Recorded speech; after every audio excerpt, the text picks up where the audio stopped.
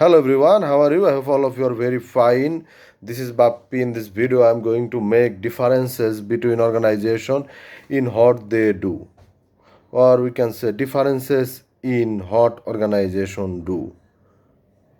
বাংলায় যদি বলি তাহলে এভাবে বলা যায় অর্গানাইজেশনের যেই কর্মকাণ্ড বা যে অ্যাক্টিভিটিস এই অ্যাক্টিভিটিসের উপর ভিত্তি করে এর প্রকারভেদ সম্পর্কে আলোচনা করো। কর্মকাণ্ডের উপর ভিত্তি করে প্রতিষ্ঠানের প্রকারভেদ বা প্রতিষ্ঠানকে বিভিন্ন প্রকারে বিভক্ত করে আলোচনা করো। এভাবে আলোচনা করতে গেলে আমরা অর্গানাইজেশনকে 7 ভাগে ভাগ করতে পারি। Agricultural organization, manufacturing organization, retailing or distributing organization, services industries, energy, intellectual production, extractive. The first one is agriculture. Agriculture related অর্গানাইজেশনের মেইন অ্যাক্টিভিটিস হচ্ছে producing and processing foods. For example, ধরেন গ্রামে যারা কৃষিকাজ করে, আপনি যদি তাদের বিজনেস নেচার বা ওই ফুড প্রসেসিং বা ধান চাষের বিষয়টা কনসিডার করেন, তাহলে বিষয়টা কী দাঁড়ায়?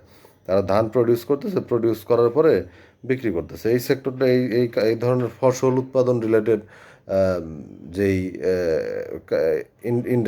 ইন্ডাস্ট্রি আছে, এটা মূলত এগ্রিকালচার ইন্ডাস্ট্রি বা এগ্রিকালচার অর্গানাইজেশন হিসাবে বিবেচনা করা হয়। Manufacturing organizations main activities producing finished goods through processing of raw materials by the use of labor, technology and other resources. For example, a car, mobile, এক্ষেত্রে হয় কি অনেকগুলো র ম্যাটেরিয়াল ইউজ করে ফিনিশড গুডসে কনভার্ট করা সেই র ম্যাটেরিয়ালকে। এক্ষেত্রে র ম্যাটেরিয়ালের সাথে লেবার, এনার্জি, টেকনোলজি আরও বিভিন্ন আনুষঙ্গিক জিনিস বা উপাদানের দরকার হয়। দেন রিটেইলিং অর ডিস্ট্রিবিউশন, 3 নাম্বার যেই অর্গানাইজেশনের টাইপ, এদের মেইন কাজ হচ্ছে delivering goods to the ইন্ড customer from manufacturer. এই যে ম্যানুফ্যাকচারার র ম্যাটেরিয়াল থেকে ফিনিশড গুডসে কনভার্ট করে একটা পণ্য তৈরি করলো, সেই পণ্যটা আলটিমেট কনজিউমার, দ্যাট মিন্স যে ভোগ করবে। ধরুন আমার যে মোবাইল আছে, যেই মোবাইলটা দিয়ে আমি ভিডিও করতেছি, এই মোবাইলটা ম্যানুফ্যাকচারার প্রডিউস করছে, স্যামসাং কোম্পানি প্রডিউস করছে, but through distributor, through retailing store এটা আমার হাতে আসছে। After that I am using this mobile.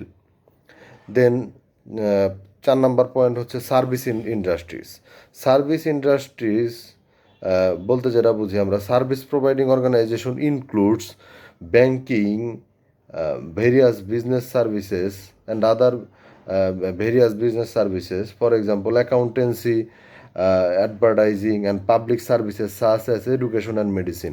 Service providing অর্গানাইজেশনের মুখ্য উদ্দেশ্য হচ্ছে সেবা প্রদান করা।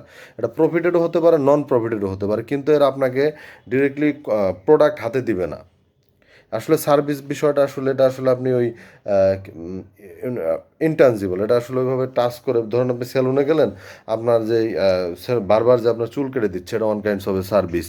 আপনি হসপিটালে যাচ্ছেন, ডাক্তারের কাছ থেকে যে সেবাটা পাচ্ছেন, সেটা one kinds of a service.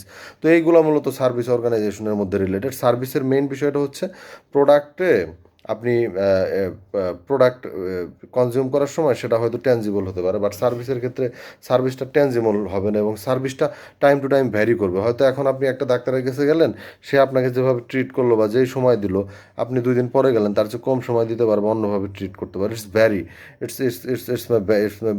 Varies from time to time. Then energy industries main activity is converting one resources into another. For example electricity, coal, একটা রিসোর্সকে আরেকটা রিসোর্সে কনভার্ট করা। এখানে এক্সাম্পল হিসেবে আমরা ইলেকট্রিসিটিকে কনসিডার করতে পারি। 6 নাম্বার পয়েন্ট হচ্ছে intellectual production industries or organization produces intellectual property such as software, films, music, publishing etcetera. Intellectual production বলতে আমরা ধরেন একজন 4-5 বছর ধরে একটা বিষয়ে গবেষণা করে সে একটা বই লিখলো বা একটা আর্টিকেল পাবলিশ করলো, সেটা তার ইন্টেলেকচুয়াল প্রপার্টি, তার প্যাটেন্ট থাকবে। বিষয়টা এরকম। ইন্টেলেকচুয়াল প্রপার্টির এক্সাম্পল হিসাবে আপনি বই ধরতে পারেন, বা কেউ একটা মেডিসিন আবিষ্কার করলো বা নতুন কোনো তত্ত্ব আবিষ্কার করলো কোনো বিষয় সম্পর্কে, সেটা one kinds of intellectual property. Then 7 number point হচ্ছে extractive. extracting and refining raw materials. It simply means extracting and refining raw materials. For example, mining. এক্সট্র্যাক্টিং এর মেন কাজটাই হচ্ছে কোনো কিছুকে এক্সট্র্যাক্ট করে রিফাইন করা, ওই যে র ম্যাটেরিয়ালটা আপনি এক্সট্র্যাক্ট করবেন সেটাকে রিফাইন করা। যেমন আপনার গোল্ড মাইনিং হতে পারে।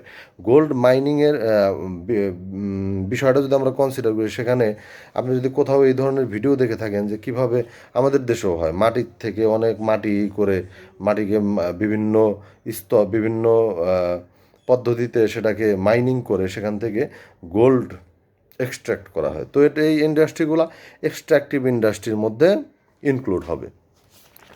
সো আমি আশা করি এই অর্গানাইজেশনকে যে 7 ভাগে বিভক্ত করলাম এর কর্মকাণ্ডের উপর ভিত্তি করে এটি সম্পর্কে আমরা বুঝতে পেরেছি। আমি ডেসক্রিপশন বক্সে ইন ডিটেলস এটা সম্পর্কে দিয়ে দিব। আশা করি এর মাধ্যমে আমরা বুঝতে পারবো যে অর্গানাইজেশন আসলে কী কী কাজ করে এবং কী কী কাজের মাধ্যমে একে বিভক্ত করা যায়। অর্গানাইজেশনকে বিভিন্নভাবে ভাগ করা যেতে পারে, প্রফিটেড, নন প্রফিটেড, তারপর দেন অর্গানাইজেশনকে তার যেই ক্যাপিটালের পরিমাণ দিয়ে ভাগ করা যেতে পারে, foreign, local, national, multinational, global, বিভিন্নভাবে ভাগ করা যেতে পারে। কিন্তু এখানে শুধু একটি বিষয়ের উপর ভিত্তি করে অর্গানাইজেশনের প্রকারভেদ সম্পর্কে আমি আলোচনা করেছি, সেটা হচ্ছে অর্গানাইজেশনের কর্মকাণ্ড কী, হোয়াট দে ডু।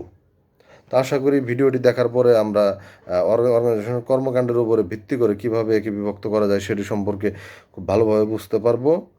সবাইকে ধন্যবাদ ভিডিওটি দেখার জন্য। যদি এই ভিডিওটি ভালো লেগে থাকে অবশ্যই আমার ভিডিওটিতে লাইক দিবেন এবং আমার চ্যানেলটি সাবস্ক্রাইব করবেন। এতে আমি আরও বেশি উৎসাহিত হব নতুন নতুন ভিডিও ক্রিয়েট করতে। সবাই ভালো থাকবেন। আল্লাহ হাফেজ।